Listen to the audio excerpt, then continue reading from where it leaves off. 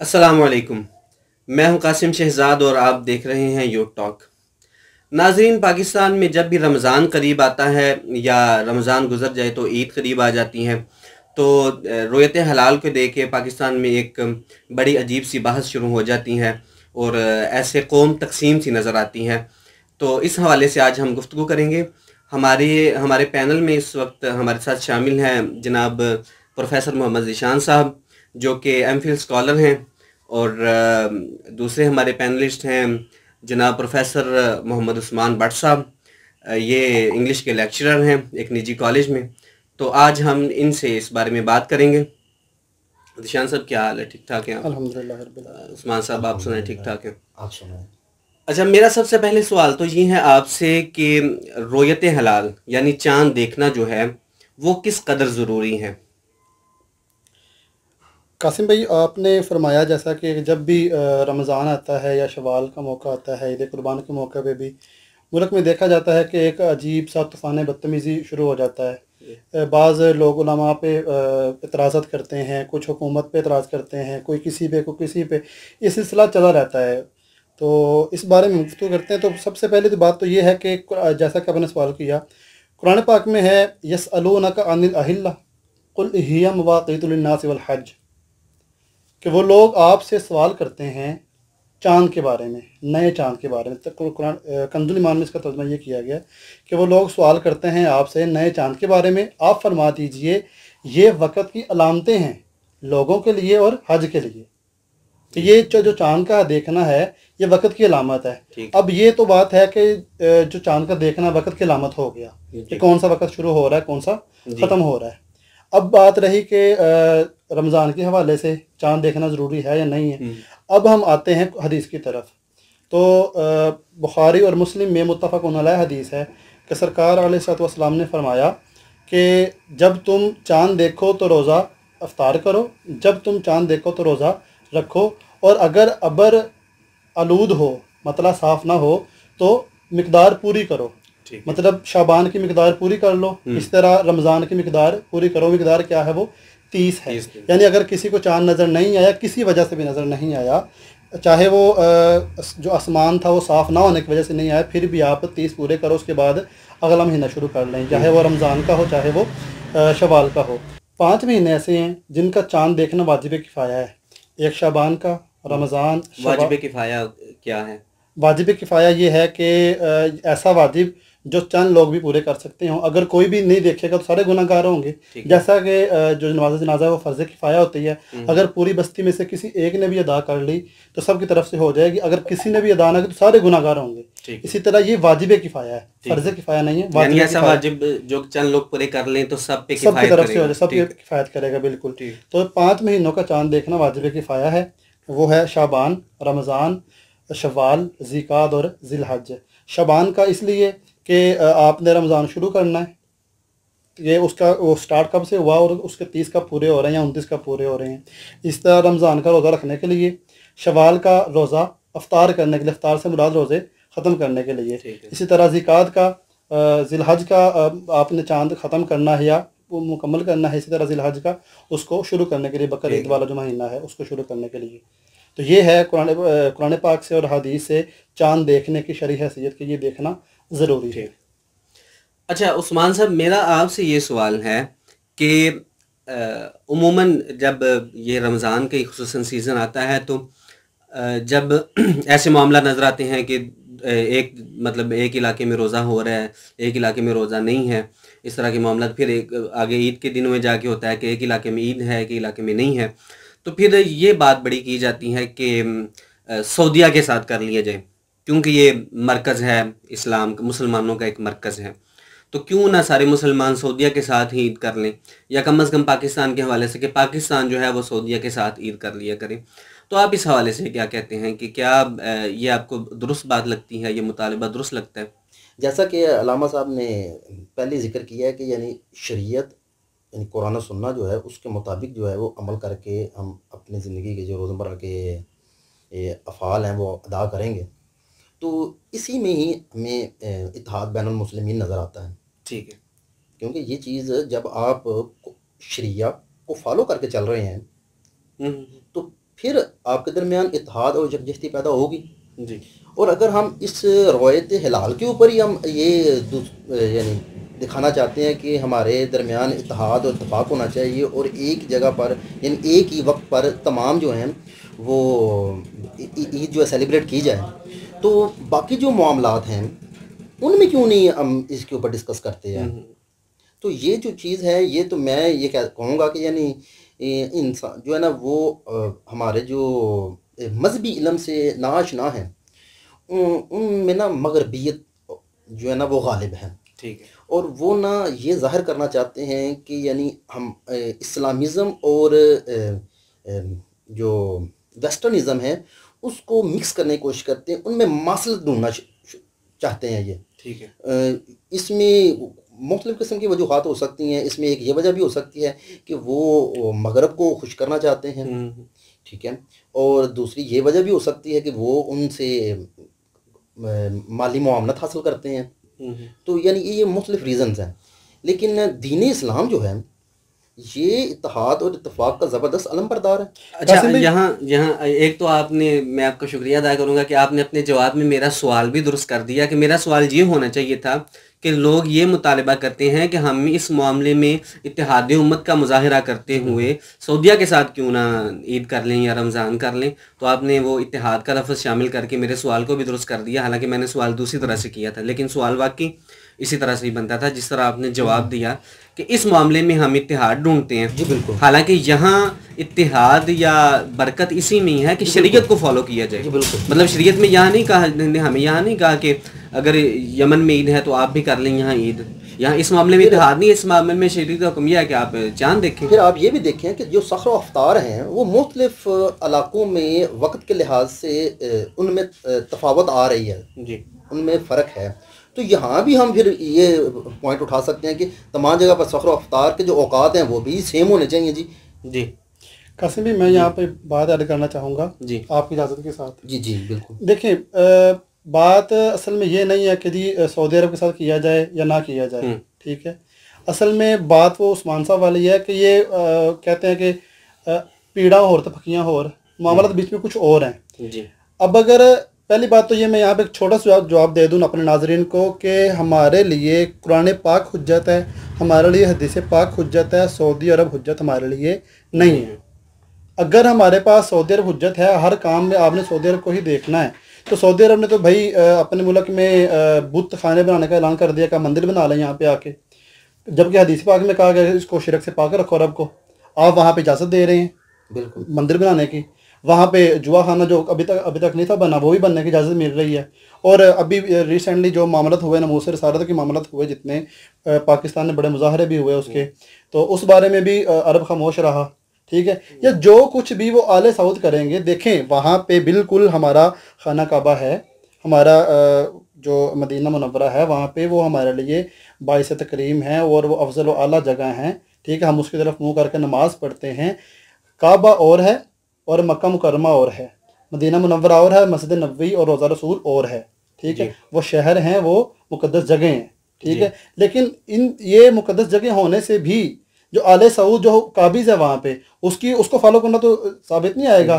फ़लस्तीन हमारा किबला अव्वल है, वहाँ पे इस वक्त इसराइली काबिज़ हैं, तो आप उनको भी फॉलो करना शुरू कर देंगे, ऐसा तो नहीं हो सकता, ठीक है। अच्छा, वो आपने वो बात की बुत खानों वाली, तो मैं पिछले दिनों एक खबर पढ़ रहा था कि अब वहाँ निसाब में जो महाभारत है जिसमें वो बुतों उनकी हिंदुओं के जो मुकद्दसात हैं उनकी कहानियाँ वगैरह और उनकी सारी तारीख वो शामिल करने की भी बातें अब वहाँ बाकायदा तौर पे निसाब में करने की बिल्कुल ऐसा ही है की जा रही है तैयारी। तो दूसरी बात ये है कि अगर हम यही कर ले बात, अब अगर इस तरफ ले आते हैं, चले जी आप ये कह लेते हैं कि जी इत्तेहाद बैनुल मुस्लिमीन के लिए आप चांद को देख ईद और रमज़ान उनके साथ करना शुरू कर दें, तो मुझे ये फरमाया जाए, मुझे ये बताया जाए कि वहाँ पे असर की नमाज और मगरिब की नमाज, जब आप पाकिस्तान में मगरिब की नमाज पढ़ रहे होते हैं, वहाँ पे वो लोग असर की नमाज पढ़ रहे होते हैं, तकरीबन 2 घंटे का फ़र्क है, बल्कि मुकम्मल 2 घंटे का ही फ़र्क है सऊदी अरब और पाकिस्तान का।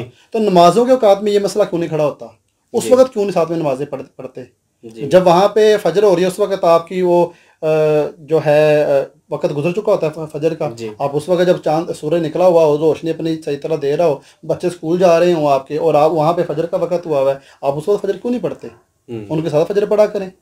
तो ये मामला वहाँ पे क्यों नहीं चलता? नमाजों के औकात में अगर एक वक्त नहीं है, वहाँ पे ये बात आपको समझ आ जाती है कि जनाब वो वक्त और है, वहाँ सूरज पहले नज़र आ जाता है, यहाँ बाद में आता है, तो यहाँ पे क्यों नहीं समझ आती? इसी तरह बल्कि आप पाकिस्तान में देख लें, वो तो दूसरा मुल्क है ना, आप पाकिस्तान में ही देख लें, कराची और लाहौर में कितना फ़र्क है जी सहर अफ्तार का? तकरीबन आधे घंटे का, 25 मिनट से आधे घंटे का तकरीबन फ़र्क होता है। आप लाहौर से भी आगे चलें, लाहौर और गुजरावाला में 4 मिनट का फ़र्क, 3 मिनट का फ़र्क। हम देखते हैं कैलेंडर बने होते हैं, नीचे लिखा होता है कि ये कैलेंडर लाहौर के लिए है, बकिया शहर अपने अपने औकात के मुताबिक इफ्तार करें। लाहौर से गुजरावाला का फ़र्क 3 मिनट है, लाहौर से नारवल का फ़र्क इतने मिनट है, इतने मिनट है। तो फिर पूछा जाए तो कहते हैं वो बुलंद इलाके हैं, ये निचले इलाके हैं, वहाँ चाँद सूरज पहले गुरूब होता है, यहाँ बाद में होता है। तो अगर यहाँ पर ये बात समझ आ रही तो चांद को देखने में ये बात क्यों नहीं समझ आ रही? अच्छा, इल्म हैयत या इल्म तौक़ीत दो उलूम हैं, अगर इनको मद्देनज़र रख के कोई साइंटिफिक कैलेंडर बना लिया जाए तो क्या फिर ये मुमकिन नहीं है कि ये मसला ख़त्म हो जाएगा, 2 ईदों वाला या रमज़ान इकट्ठा ना स्टार्ट होने वाला पाकिस्तान की सतह पे? मैं पहले थोड़ी सी ये जो पिछला टॉपिक था उस वाले थोड़ा सा ऐड करना जी चाहूँगा जी। कि अगर इत्तेहाद उम्मत जो है वो अगर इसी में है तो इनको पहले ये करना चाहिए कि ये पूरी इस्लामिक वर्ल्ड की करेंसी सेम करें। जी। ये जो बॉर्डर सिस्टम है और पासपोर्ट सिस्टम है इसको ख़त्म करें, ये एक इस्लामिक ब्लॉक बनाएं, ठीक है। उसके बाद फिर उलमा जो है वो बैठे और इसके ऊपर इजमा कर लें वो, ठीक है ना। तो इत्तेहाद जो है उसमें तो बड़े बड़े इम्पोर्टेंट चीज़ें हैं जो मुसलमानों को एक दूसरे के साथ पेवस कर सकती हैं। उस्मान साहब मैंने पहले अर्ज कर दिया, पीड़ा और तफकियाँ और मामला तो और हैं।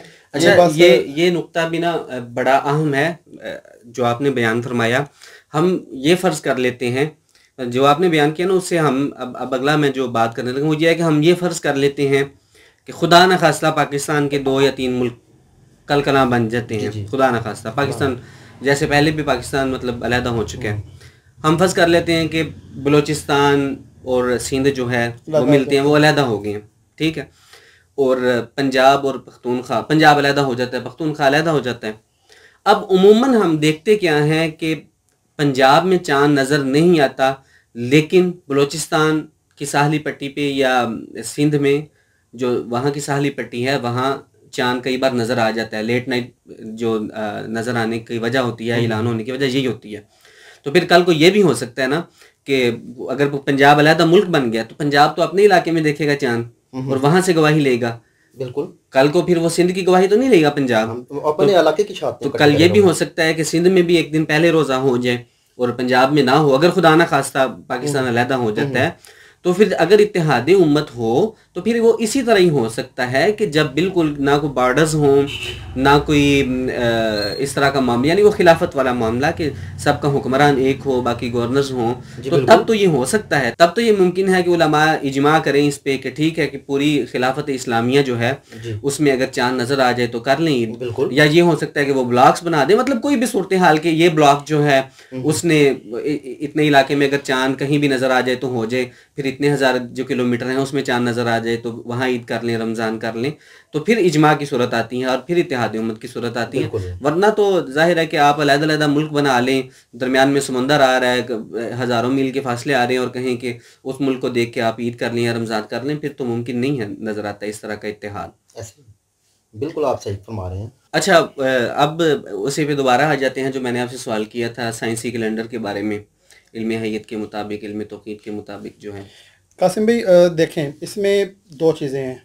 कुछ लोग तो ये कहते नज़र आते हैं कि साइंसी कैलेंडर होना चाहिए, ठीक है। कुछ लोग कहते हैं कि जी ये शातों वाला मामला है, ठीक है। अब पहली बात तो ये, कुछ लोग शातों की मुनकिर नज़र आते हैं कि ये क्या बात हुई, किसी को नज़र नहीं, आपको पता उसको नज़र आया कि नहीं आया। तो इसकी मैं पहले हदीस पाक से एक बात कर देता हूँ। हदीस पाक में है कि एक राबी नबी करीम सल्लल्लाहु अलैहि वसल्लम की बारगाह में हाजिर हुआ, उसने अर्ज़ की कि मैंने चाँद देखा, ठीक है। तो आपने उससे पूछा क्या तुम इस बात की गवाही देते हो कि अल्लाह के सिवा कोई माबूद नहीं? उसने अर्ज़ की जी हाँ। फिर आपने पूछा क्या इस बात की गवाही देते हो कि मोहम्मद अल्लाह के आखिरी रसूल हैं? उसने कहा जी हाँ। तो आपने फरमाया ठीक है, कल रोज़ा होगा, तुम रोज़ा रखो। मतलब ये कि गवाही के लिए आपने उसका मुसलमान होना पूछा। पहले नबी करीम जानते थे, लेकिन फिर भी हमारी तालीम के लिए नबी करीम से दोनों सवाल किए, अल्लाह पे ईमान होना, रसूलुल्लाह पे ईमान होना, उसके बाद रोज़े का ऐलान कर दिया, ठीक है, गवाही तो पाई जाएगी। अच्छा, अब ये लोग जो ये जो सवाल करते हैं, असल में वो दोनों तरफ दोगली पॉलिसी इख्तियार करते हैं। वो एक तरफ बात करते हैं कि जी शहादतें मुफ्ती पोपल जई साहब हैं, उनकी शहादतें क्यों नहीं कबूल की जाती। एक तरफ कहते हैं कि साइंसी कैलेंडर होना चाहिए। पहली बात तो ये कि साइंसी कैलेंडर बिल्कुल बनाया जा सकता है, ठीक है, बना भी हुआ है, ठीक है। फिर भी अगर साइंसी कैलेंडर बन भी जाए, जैसा कि कुरान पाक में है, जैसा कि हदीस में है, मैंने शुरू में आपसे अर्ज़ किया, फिर भी हमें जो मोहताजगी होगी वो चांद को देखने की ही होगी, चांद देख के ही होगा, क्योंकि नस है, सीधा हुक्म ठीक है। है। अगर कोई ऐसा हो जाए कि इल्म हय्यत का जो माहिर है वो कोई कैलेंडर बना भी दे, ठीक है, तो आप उनसे कैलेंडर बनवा लें, पहले 100 साल कैलेंडर बनवा लें, फिर आप क़याम पाकिस्तान से लेके अब तक 2021 चल रहा है, अब तक का पूरा एक रिकॉर्ड बनाएं। मुफ्ती पोपल साहब ने जब जब चांद का ऐलान किया कि चांद नज़र आ गया, फिर उसको मिलाएं उसके साथ, तो देखें कि कितने उनके साथ वो ठीक साबित हुए हैं या उन्होंने वाकई लोगों के रोज़े बर्बाद किए हैं, ठीक है। नहीं, ये तो अगर आप पिछले कुछ सालों का भी देख लेना तो उससे जो यही साबित होता है कि उन्होंने बर्बाद किए हैं, बर्बाद क्योंकि ही साइंटिफिकली जब भी महकमा मौसमियात ने ये दिया है जी ना बिल्कुल, मैं अभी इस तरफ ही आ रहा था जी कि जो उन्होंने ऐलान किया है कि जी पहले 15 दिन पहले ऐलान कर देते हैं फलां दिन ईद होगी, लेकिन ईद उस दिन नहीं हुई, ठीक है, वो गलत साबित होता रहा है। और ये कोई बड़ी बात नहीं है। अगर आपके पास टाइम नहीं है तो रुयत हिलाल रिसर्च काउंसिल के इजाज़ मुफ्ती साहब हैं, उनके पास चले जाएं, उनसे कह दें भाई आप रिकॉर्ड दे दें, उनके पास ये रिकॉर्ड मौजूद है, बल्कि आने वाले सालों का भी मौजूद है, उनके पास मौजूद है। आपको बनाने की ज़रूरत नहीं है। जो आप कह रहे हैं ना कि हम 100 सालों का कैलेंडर बना लेंगे, आपको बनाने की ज़रूरत नहीं है। वो मेरा ख्याल है बना पड़ा वजारत हुआ है, साइंस एंड टेक्नोलॉजी ने अपनी तरफ से उस वजारत ने भी बना लिया है, तो हालांकि उससे पहले मुफ्ती साहब के शागिर्दों ने जी भी बना लिया बिल्कुल था, पहले मुफ्ती बना मुजीबुर पड़ा हुआ है, रहमान लेकिन साहब फिर भी चाहे बना पड़ा हुआ है, फिर भी हमें चांद देखने की ही हाजत होगी। चांद नज़र नहीं आएगा तो उसके मुताबिक ही जाना पड़ेगा, जैसा कि हदीस पाक में है चांद नज़र नहीं आता तो मिकदार पूरी करो, ठीक है। ये लोग वैसे ही बस इतराज़त करते नज़र आते हैं। अब कुछ लोग ये कह देते हैं कि जी मौलवी रोज़ा खा गए, जी, मैं असल में इसी जानिब आने लगा। मौलवी रोज़ा खा गए। अब ये अजीब सा सवाल है कासिम भाई, मौलवी रोज़ा खा गए। भाई एक बंदा है, ठीक है, वो मुफ्ती पाकिस्तान है, मुफ्ती इस्लाम है, उसने दीन को पढ़ा, उसने इस्लाम को पढ़ा, उसकी पूरी ज़िंदगी इसमें गुजर गई, ठीक है, वो 5 वक्त का नमाजी है, सारे रोज़े भी रखता है, उसको रोज़ा खाने की ज़रूरत क्या है? उसने फ़ारज़ है रोज़ा नहीं रखना, ठीक है, तो रोज़ा एक वैसे भी बात नहीं, इबादत है, ठीक है, रोज़ा नहीं रखेगा अपने घर, ठीक है, सुबह को ना उठे, सारी ना करे, रोज़े की नियत ना करे, सारा दिन में खाता पीता रहे अपने घर पे, उसे किसी ने जाकर क्या पूछ लेना है? उसको क्या ज़रूरत पड़ी है 22 करोड़ अवाम के रोज़ों को अपने सर डालने की? जी, आपको अगर इस बात की समझ है, एक आम बंदा जिसको नमाज की फ़राइज़ भी नहीं आते, उसको जिसको इल्म हय्यत और इल्म तौक़ीद में फ़र्क का नहीं पता, जिसको रुयत हिलाल का माना भी नहीं आता, ठीक है, बल्कि हिलाल को हे के साथ हिलाल लिख रहे होते हैं, हलाल लिख रहे होते हैं, ठीक है, तो आपको इस बारे में भी पता, वो बंदा मुफ्ती है, उसको सारा पता है कि भाई 22 करोड़ आवाम का अगर मेरे ऊपर पड़ गए रोज़े, तो मैं रोज़े के मत क्या जवाब दूंगा? उसको क्या ज़रूरत है रोज़ा खाने की? उसे क्या पड़ी हुई है रोज़ा ना खाए, वो ना रखे। असल में ये सिर्फ इनको चस्का मिल जाता है, ख़बरों में आना होता है, इन्होंने फ्रंट लाइन पे रहना होता है, ठीक है। जो वज़ीर इत्तलात होता है, जब उनको वज़ीर साइंस बना दिया जाता है तो ज़ाहिर है फिर वो साइंस के मौके पे आएंगे, ठीक है। अब वो साइंस तो इतनी डिस्कस होती नहीं हमारे मुल्क में, ठीक है, और उनको जितना साइंस का पता है वो भी उनके इंटरव्यू से पता चल गया, तो इल्म हय्यत को कितना जानते हैं, इल्म साइंस को कितना जानते हैं। अच्छा, यहाँ मैं चीज़ ऐड कर दूँ अपने नाजरीन के लिए भी कि वजारत साइंस एंड टेक्नोलॉजी जो कि फवाद चौधरी साहब की ज़ेर साया थी कुछ देर पहले तक, उसने कोरोना जब शुरू हुआ तो एक ऐलान किया था वेंटिलेटर्स बनाने का। तो वो वेंटिलेटर्स जो हैं वो शिबली फराज साहब जो हैं उनके मुताबिक कारआमद नहीं साबित हुए, तो वो फेल हो गई है वहाँ उनकी साइंस जो है। तो उनकी साइंस मेरा ख्याल है कि सिर्फ चांद तक ही रह गई है, कोई ढंग का काम साइंसी काम करने वाले। चांद वाला भी मामला उनका फेल ही होता रहा है जी बिल्कुल, वो जहाँ तक थी वो भी फेल होता रहा है, वो हर साल फेल ही होता नजर आया हमें। तो मैं बात कर रहा था कि वज़ीर इत्तलात हर वक्त खबरों में रहता है, वज़ीर साइंस नहीं आता, उनको शौक है, चरब ज़बान भी हैं और बातें करते रहते हैं, खबरों में रहते हैं, इस तरह की बातें करते हैं। वो मुफ्ती साहब ने भी फरमाया था कि भाई तुम ये पहले बताओ कि तुमने रोज़े कितने रखे हैं। जो ईद है जिसके बारे में हर दफ़ा ये बात चलती है, ठीक है, ईद तो वैसे ही रोज़ेदारों के लिए इनाम है, ठीक है, तो ना तो तुमने रोज़े रखे, ठीक है, रोज़ा रखना पहला रोज़ा रखा, आखिरी रख लिया, ठीक है, समझा कि पूरे रोज़े हो गए सारे के सारे, ठीक है, बाद में ईद पे बातें करते नजर आते हैं, तो ये तो कोई तुक नहीं बनता ना। जी जी बिल्कुल दुरुस्त बात है। अच्छा, ये मतलब ये मुझे कोई दलील तो नहीं ना लग रही कि तुम रोज़ा मतलब तुम्हारा ही से क्या ताल्लुक, तुमने कौन सा रोज़ा रखना, मतलब ये सब बाकी भी तो लोग हैं ना इसमें। कासिम भाई मैं अर्ज़ करता हूँ, देखें दलील मैंने पहले दे दी, हम्म, कुरान पाक भी आयत भी कोट की मैंने, हदीस भी कोट की मैंने, दीगर चीज़ें भी बयान की हैं आपके सामने ना। अब कुछ चीज़ें होती हैं जिनका जवाब अकली जवाब होते हैं, किसके इंतज़ामी जवाब जो वो होते हैं इल्ज़ामी जवाब होते हैं। मैं आपको एक बात बताता हूँ आपको, उस्मान भी बात सुनिएगा। एक दफ़ा ना एक दोस्त हैं, वो जिक्र करते हैं कि ईद के रोज़ या ऐसे कई मौके होते थे ना, हमारी बैठक में बड़ा हल्ला गुल्ला हुआ करता था। ठीक है, लोग अक्सर आते हैं, वहाँ पे बैठ के बैठक करते हैं, बातचीत करते हैं, उनकी मेहमान नवाजी भी होती है। तो एक दफ़ा ऐसा हुआ कि एक हमारे उर्दू के टीचर थे, ठीक, वो भी वहाँ मौजूद थे और वो फ़िक्र परवेज़ से मुतासर थे। ठीक है, वो वहाँ मौजूद हैं, उनके तलामिज़ा भी वहाँ मौजूद हैं, उनके शागिर्द भी वहाँ मौजूद हैं। उनके हत्ते एक अलामा साहब चढ़ गए वहाँ पे। ठीक है, अलामा साहब को शरई उलूम पे अच्छा खासा अबूर हासिल था, लेकिन वो उनसे जो टीचर की तरह ना चरब जुबान नहीं थे। ठीक है, इस तरह बोलता जाना और अगले बंदे को देख लेना कि मैं बंदे को फंसा ली मैंने आज, इसको मैंने बोलने नहीं देना आज। ठीक है, उनसे सवाल पे सवाल कर रहे हैं, उनके शागिर्द भी उनको देख रहे हैं। अब वहाँ पे जो मौजूद लोग हैं वो एक तरफ अलामा साहब की तरफ देखते हैं, एक तरफ एक नज़र टीचर की तरफ देखते हैं। अब वो देख रहे हैं कि ये मामला हुआ हुआ है। अच्छा, इतने में कहते हैं कि हमारे चाचू कमरे में अंदर आए, उन्होंने देखा कि ले जी ये ज़रूर कुछ ना हो, जो भी हो ये फ़िक्र परवेज़ पे भी इन्होंने फंसाया होगा। इतनी देर तक वो जो टीचर साहब थे वो जनाब कार्ल मार्क्स और लॉर्ड मैकाले, मज़हब एक चला हुआ कारतूस, इस पे सारी गुफ्तगू कर चुके थे। सारे जो भी कुलिये थे ना अपने आजमा चुके हुए थे। उन्होंने पूछा, आते कहते हैं अलामा साहब आप टीचर साहब से यही पूछ लें कि सर जी जो परवेज़ था वो ईद की नमाज़ पढ़ता था। ठीक है, अगर पढ़ता था तो ईद की नमाज़ कुरान पाक में कहाँ लिखी हुई है? ठीक है, अब ये जो सवाल हुआ तो वो जनाब एक हाकिम कह रहे हैं तो कहने लगे कि चले नहीं ये बात फिर कभी करेंगे। ठीक है, अब अगली बात पे आए। ठीक है, उन्हें कहने अच्छा फिर अगर जब ये बात करेंगे ना तो साथ यही बात कर लीजिएगा, क्या परवेज़ की नमाज जनाजा हुई थी? अगर हुई थी तो नमाज जनाजा कुरान पाक में कहाँ लिखी हुई है? ठीक है, और फिर एक वहाँ बुजुर्ग बैठे हुए थे, कहते हैं यार हम आप हमें किस बात की दलीलें दे रहे हो, किस बंदे की दलीलें दे रहे हो जिसकी ना नमाज ईद की नमाज ना जिसकी नमाज है ना जनाजा। ठीक है, तो वो फिर वो जो उस्ताद साहब थे, वो टीचर थे, वो वहाँ से उठ के चले गए, उनके शागिर्द भी चले गए। तो बाद में चाचू ने उनसे कहा कि मौलवी साहब इंज दे बंदियां नूं इंज दा जवाब देना चाहिए, इन्होंने दलीलों नाल कोई फर्क नहीं पड़ता। यानी आपका जवाब खास शख्सियत के लिए था, सबके लिए नहीं, सबके लिए शरई दलाइल थे। जी बिल्कुल ऐसा ही है। साइंसी हवाले से जो है ना वो मैं थोड़ी सी रोशनी डालूंगी इसके ऊपर कि ये अक्सर कहा जाता है कि मज़हब और साइंस ये दो इनकी राहें मुख्तलिफ नहीं हैं। ठीक है, कि यानी हमारा मज़हब जो है वो साइंसी नुक्ता नज़र पर पूरा उतरता है। ठीक है, और इसमें बहुत सारे जो है ना वो तजर्बात भी से भी साबित हुआ है कि हमारा मज़हब इस्लाम जो है वो साइंसी मज़हब है। ठीक है, कि वो चीज़ें जो साइंस जो मज़हब ने हमें 1400 साल पहले अनायत की थी, आज साइंस उनकी तस्दीक कर रही है। जी अल्हम्दुलिल्लाह। इसके बावजूद अगर किसी मुकाम पर साइंस और मज़हब के दरमियान किसी किस्म का तसादम नज़र आता है तो वहाँ भी हम मज़हब को ही प्रेफर करेंगे, इसी को ही तरजीह देंगे।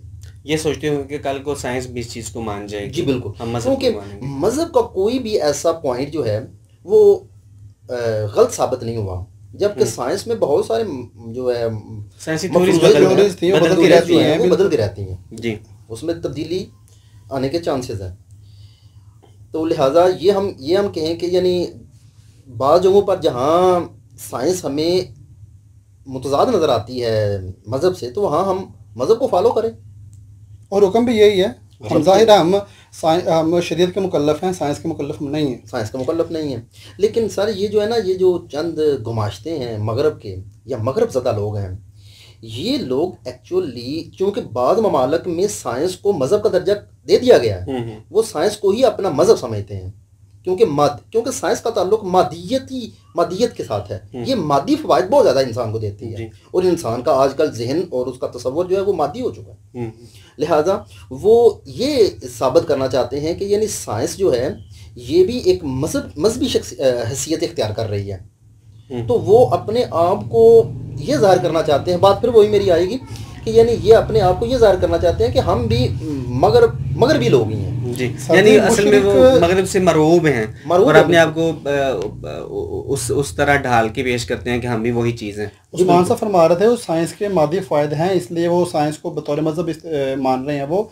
तो मुशरिक तो शुरू से यही शेवा रहा है उनका कि उनको जिस चीज़ से फ़ायदा हुआ उन्होंने उसको अपना खुदा बना लिया। ठीक है, सांप ने बचाया, ठीक है, तो सांप को खुदा बना लिया। ठीक है, जो चीज़ आग से डर लगा तो आग को खुदा बना लिया। ठीक है, पानी को पूजने वाले लोग मौजूद हैं, बछड़े को पूजने वाले मौजूद हैं, हाथी को शेर को देखा जी बड़ा वो है, ठीक है, ताकतवर, उसको खुदा बना लिया। इवन के किसी बंदे ने मदद कर दी मुश्किल की घड़ी में आके, ये हमारा खुदा है। मुशरिक तो इतना कमजोर है, वो जो जिस चीज़ से उसको फायदा नजर आता है उसको अपना खुदा बना लेता है। ये तो मजहब बना रहे हैं साइंस के मादी फायदे के पेश नज़र।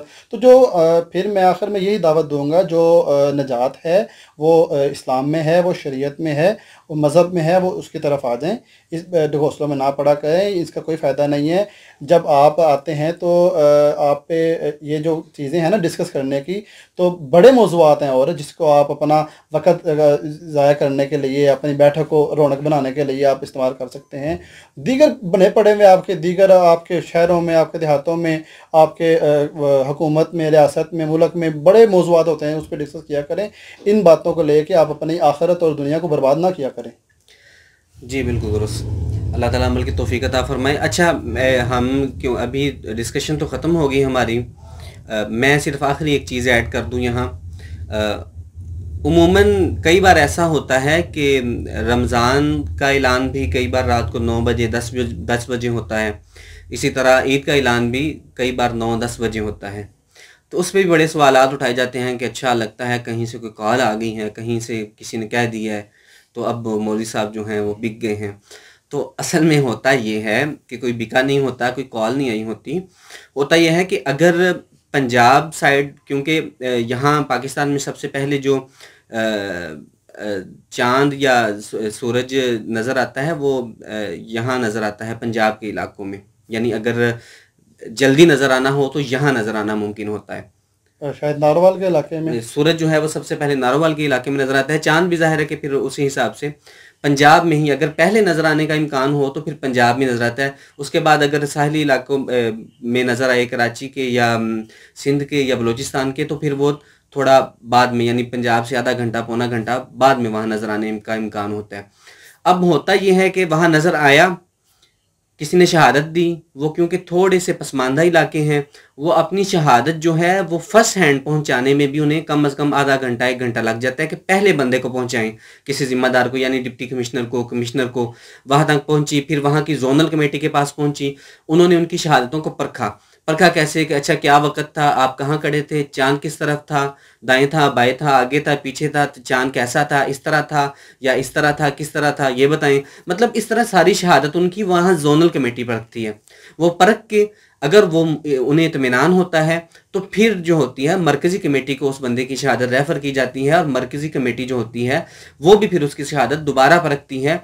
और कई बार जोनल कमेटी की परखी हुई शहादत को भी मरकज़ी कमेटी, जिसमें तमाम उलमा जो होते हैं मसालिक के वो होते हैं, तो वो परखते हैं और रिजेक्ट भी कर देते हैं कई बार। और कई बार जो होती है वो शहादत कबूल कर ली जाती है। तो ये 2 से 2.5 घंटे का प्रोसेस बन जाता है। तो जब भी उन इलाकों में शहादत चांद नज़र आता है तो जो ऐलान है वो लेट ही होता है।